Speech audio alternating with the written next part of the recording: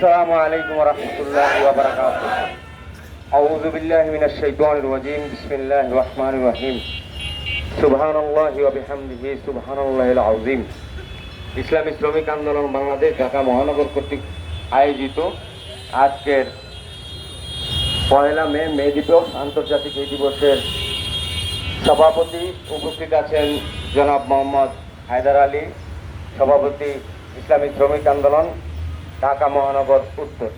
উপস্থিত আছেন আজকের এই অনুষ্ঠানে ইসলামী শ্রমিক আন্দোলনের ঢাকা মহানগরের উত্তরের সাংগঠনিক সম্পাদক মুফতি মোহাম্মদ ফজলুল ইসলাম সহ আমাদের মহানগরের নেতৃবৃন্দ, সামনে আগত প্রিয় শ্রমিক ভাইরা।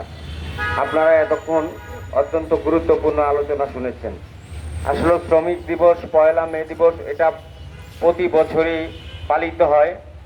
শিকাগোর থেকে যে আন্দোলন শুরু হয়েছিল 1866 সালে শ্রমিকদের ন্যায্য অধিকারের দাবিতে, সেটা আন্তর্জাতিকভাবে পালন করা হচ্ছে।